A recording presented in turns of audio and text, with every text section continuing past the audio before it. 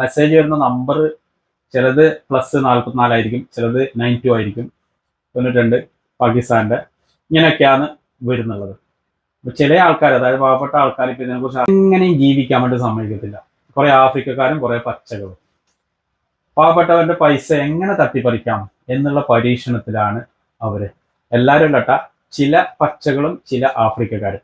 എല്ലാവർക്കും SPR കുവൈത്തിന്റെ മറ്റൊരു വീഡിയോയിലേക്ക് സ്വാഗതം. ഞാൻ NM കുഞ്ഞി, കുവൈത്തിൽ നിന്ന്.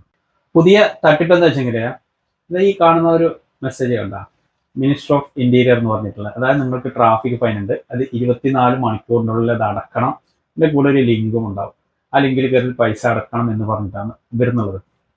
പക്ഷെ നമുക്ക് കുറച്ച് ചിന്തിച്ചെങ്കിലും മനസ്സിലാക്കാൻ വേണ്ടിയിട്ട് പറ്റും. ആ വരുന്ന മെസ്സേജ് വരുന്ന നമ്പർ ചിലത് +44 ആയിരിക്കും, ചിലത് 92 ആയിരിക്കും, 92 പാകിസ്ഥാന്റെ, ഇങ്ങനെയൊക്കെയാണ് വരുന്നുള്ളത്.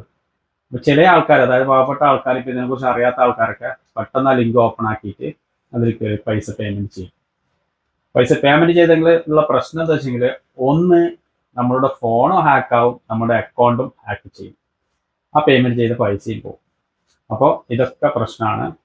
അപ്പോൾ പ്രിയപ്പെട്ട സുഹൃത്തുക്കളെ, നിങ്ങളോട് പറയാനുള്ളത് എന്താ വെച്ചെങ്കിൽ, നമുക്ക് കുവൈത്ത് ഗവൺമെന്റിന്റെ നമുക്ക് ഏകദേശം 2-3 ആപ്ലിക്കേഷൻ ഉണ്ട്.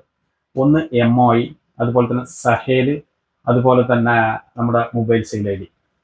ഇത് നിങ്ങൾ നിർബന്ധമായിട്ട് ഫോണിൽ ഡൗൺലോഡ് ചെയ്ത് വെച്ചേക്കണം. നമ്മുടെ MOI എന്ന് വെച്ചെങ്കിൽ നമുക്ക് എന്ത് ഫൈൻ ഉണ്ടെങ്കിലും അത് കറക്റ്റായിട്ട് കാണിക്കുന്നുണ്ട്. ഒരു കാരണവശാലും ഇങ്ങനെ വരുന്ന ലിങ്കുകളിലൊക്കെ കയറിയിട്ട് പേയ്മെന്റ് ചെയ്യാനോ ഒന്നും പാടില്ല.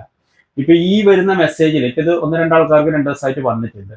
അപ്പോൾ അതിലൊരാൾ ഓപ്പൺ ചെയ്ത് പേയ്മെന്റ് ചെയ്യാൻ വേണ്ടി ശ്രമിക്കുമ്പോൾ അത് നമ്മളെ ഇവിടുത്തെ ബാങ്ക് കാർഡിന്റെ ബാക്കിൽ CVC എന്ന് പറഞ്ഞൊരു നമ്പർ വരുന്നില്ലേ, ഈ നമ്പർ ചോദിക്കുന്നുണ്ട്. അപ്പൊ ഈ CVC നമ്പർ കൊടുക്കേണ്ടത് വരുന്നുള്ളത് നമ്മൾ ഏതെങ്കിലും ഇന്റർനാഷണൽ പേയ്മെന്റ് ചെയ്യുമ്പോഴാണ്, അതായത് കുവൈത്തിന് പുറത്തേക്കുള്ള പേയ്മെന്റ് ചെയ്യുമ്പോഴാണ് ആ ഒരു ബാങ്ക് കാർഡിന്റെ നമ്പർ ചോദിക്കുന്നത്.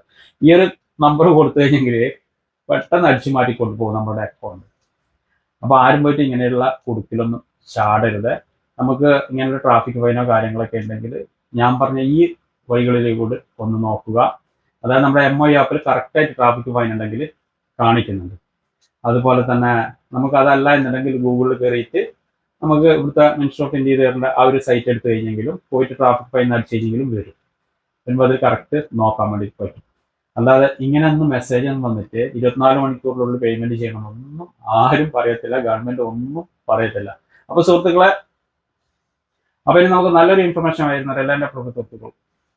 അപ്പൊ ഈ ഒരു വീഡിയോ മറ്റുള്ളവർക്ക് ഉപകാരപ്പെടുമെന്ന് നിങ്ങൾക്ക് തോന്നുന്നുണ്ടെങ്കിൽ അവരിലേക്ക് ഷെയർ ചെയ്ത് കൊടുക്കുക. നമുക്ക് നല്ലൊരു വീഡിയോ ആയതുവരെ എല്ലാ എൻ്റെ സുഹൃത്തുക്കൾക്കും നന്ദി, നമസ്കാരം.